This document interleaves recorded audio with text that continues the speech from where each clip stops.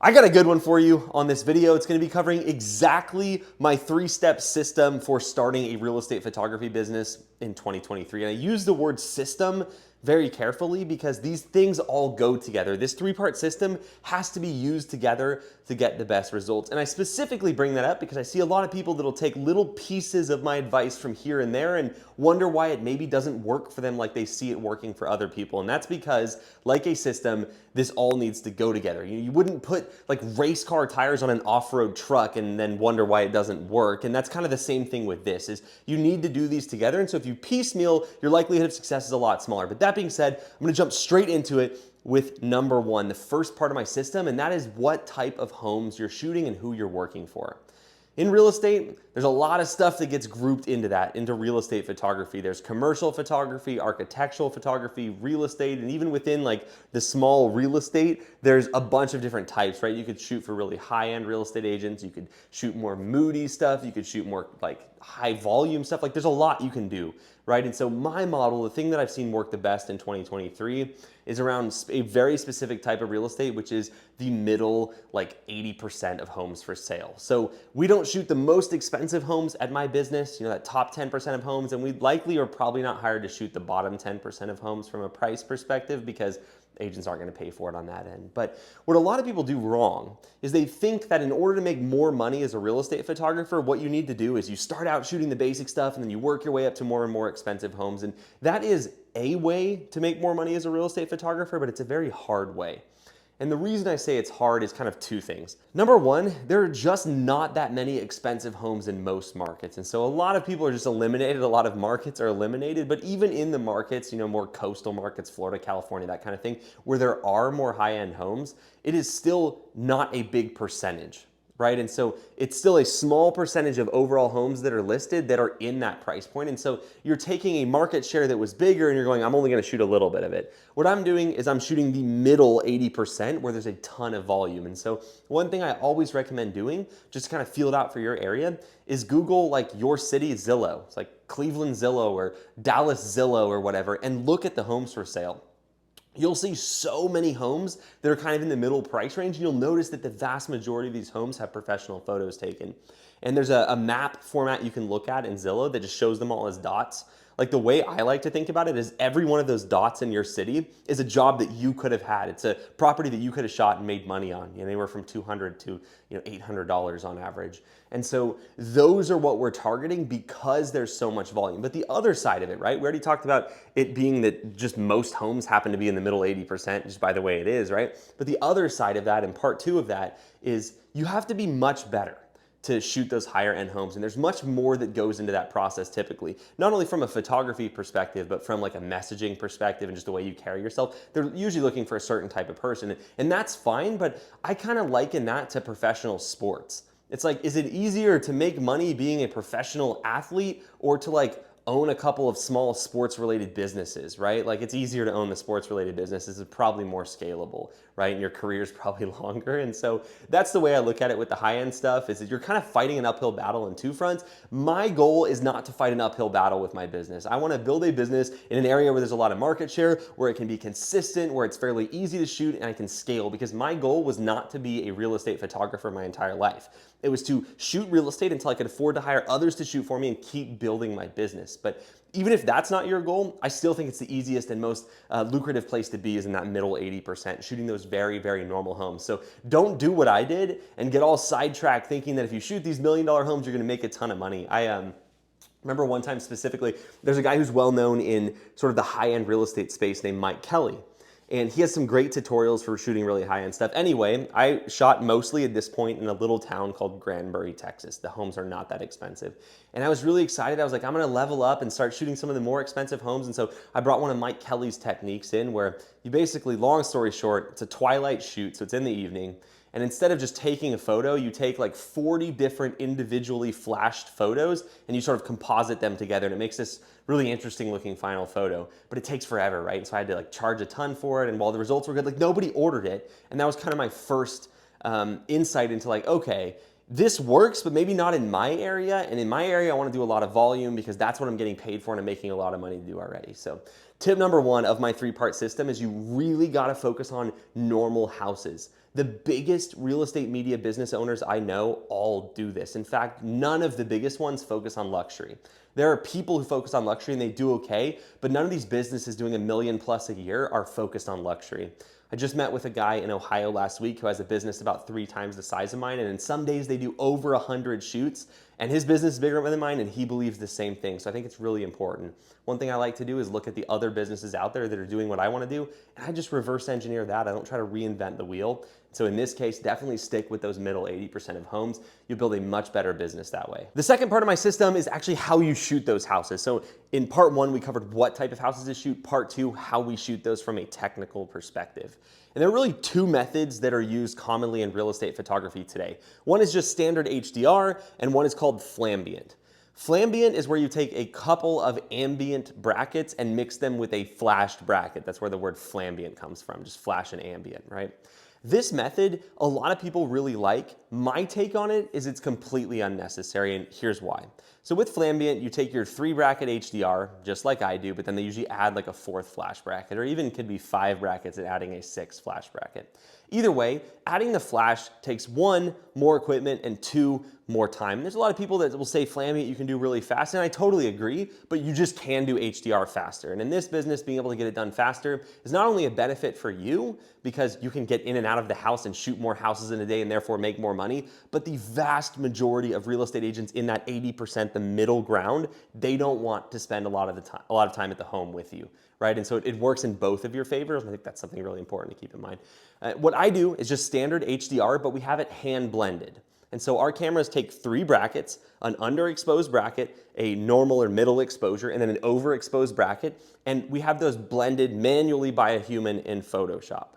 That creates a much higher quality image than just standard HDR. A lot of times the people who talk about flambient being the only option, they're comparing it to like old school HDR. It just is a lot better now, and it's a lot better if you use hand blended. And so from a results perspective, it's very hard to tell the difference between a flambient photo and a photo like we shoot at my business, Norman & Young. In fact, I think it looks better a lot of the time, because unless you're really good with flash or your editor's really good, you can kind of see some of those flash shadows, which look a little bit unnatural. That being said, this is not make or break. I just think generally that the focus on product and like the focus on like, oh, I can get 1 or 2% better results with flambient is focused in the wrong direction, and it usually shows in the person's business because their business isn't that big yet, right? And what I like to do, and as I mentioned in part 1 of the system, is I like to look at the businesses that are bigger than mine. I have a decently big business these days, and we do, 15 to 25 plus shoots a day, and so we do a lot of volume, but there's a lot bigger businesses like the one I mentioned where they do over 100 a day, and none of these bigger businesses use flash. And so I think that's a really important thing to keep in mind. I think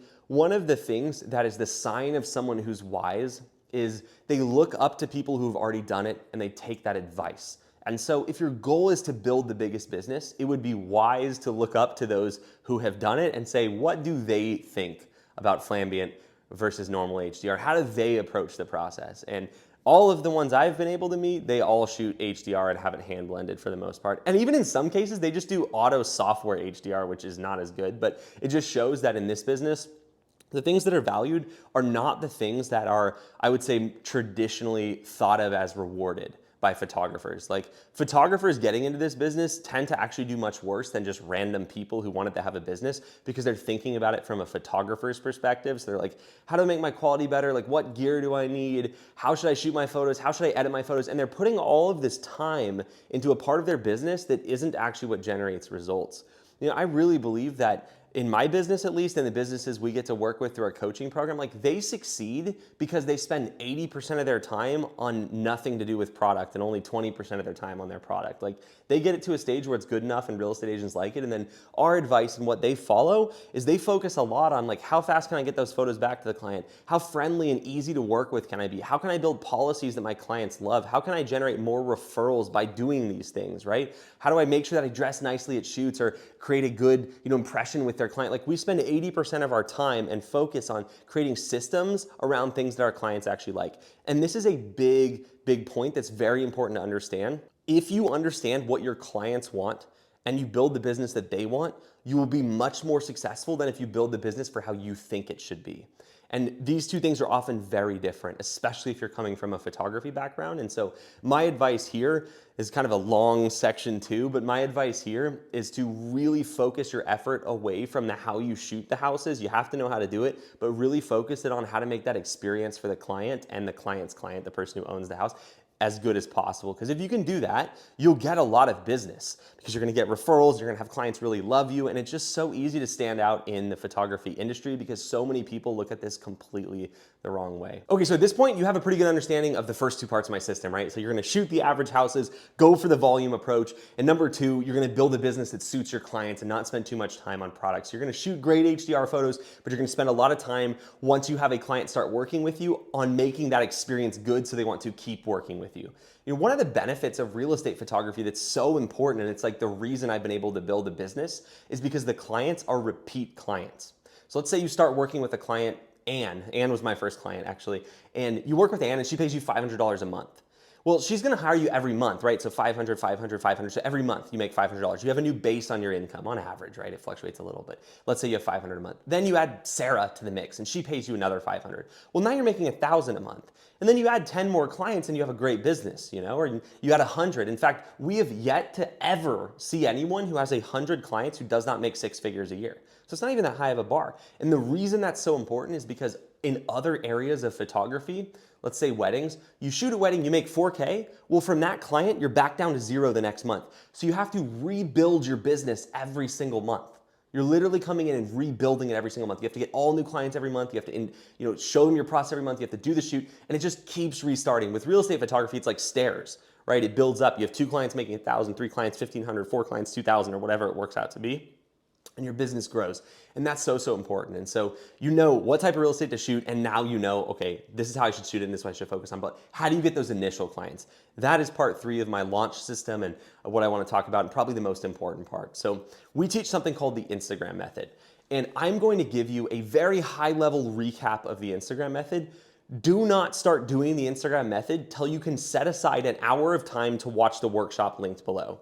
It's a longer version of this video, but it goes into depth with the Instagram method, and the nuance matters. If you do the Instagram method a little bit wrong, you won't get results and it's a waste of time. So you need to do it correctly. And so just know that that's gonna be important when it comes time to getting clients. And if now's that time, if you're like, I'm kind of ready to go, I wanna learn more, like go watch the workshop now. But here's what the Instagram method is. We believe that if you do steps 1 and 2 correctly, parts 1 and 2 of the system correctly, your best marketing for your business is the product and experience that your business creates, the photos that you deliver, and the experience that comes along with that. And so if you believe that your business is the best marketing for your business, you will do what it takes to get it into people's hands. And so that is why through the Instagram method, we recommend giving a first shoot free as your lead magnet, as your offer. And so basically from a high level view, how the Instagram method works is you're gonna go follow a bunch of realtors on Instagram. We'll show you how to find them in that workshop. You'll follow a bunch of realtors. You're gonna engage with their stuff a little bit, like their post, comment, that kind of stuff. And then you're gonna direct message them and offer them a free first shoot with no strings attached, just a chance for you to show your work. And then you'll do that free first shoot. And if you did steps 1 and 2 of the system correctly, they will love working with you and they will keep working with you and they will refer you. Here's where a lot of people disagree with me. They go, as a photographer, giving away free work devalues you. And it just somehow lowers you in status in a way that's not good for your business. I do not believe that is true. And in fact, I know it's not true because the fastest growing and the biggest businesses that I've ever met all employ free, and that's in this industry. If you think about other industries, everybody gives out free trials or product samples because if your product is strong, if you have a good product and a good service around that product, there's nothing better to market your business with. And so it's interesting to me because the same people who say never give out free work, never devalue yourself, number one, they usually are they don't make that much money. Just to be direct and clear, they usually are not that well off. So they're giving business advice from a position of not being that successful, or maybe taking 20 years to get successful. I don't know about you, I didn't have 20 years to build my business. You know, I wanted to have a much bigger business in 20 years. And so I had to move quickly. But on the contrary, those people will easily, spend money on ads or like a magazine placement or like all this stuff. And it's like, I believe my business is its best advertising, not somebody else's magazine. Like, I don't believe that guy's magazine can represent my business better than my business can. And if it can, I probably have work to do in my business. So I love using that as a test. Like if you work with a client and they don't work with you again, well, you got to fix that first because no amount of marketing is going to make that better if no one wants to keep working with you, right? And so our model involves giving out that first shoot free. This is not an offer you blast all over the internet. You give it strategically to one client at a time, and it's their first shoot only, and then the next shoot is paid, and here's where the magic happens. Like I said, if they pay you $500 a month, well, maybe that month it was free, and the next month you're getting $500 for eternity. And so you gave out a free shoot for $250 worth of product that cost you $50 or whatever. And so for that $50 of investment in your time and like the actual money that it took to do the shoot, you potentially are getting $500 a month in perpetuity, and that client is likely going to refer you. The vast majority of my business, we have over 1,500 clients at Norman Young. The vast majority of our clients are not clients we directly reached out to. They came from a referral. In fact, we have some clients who have referred over 100 agents to us. And like I said, over 100 agents is always a six-figure business. And so we have some clients, just a single client, who are responsible downstream for $100,000 a year in revenue for my business that continues. And so this is the system that we use, and I highly encourage you to take the chance to watch the workshop below. And if you've done that and you're ready to take the next step, like I said earlier, someone who is wise learns from others.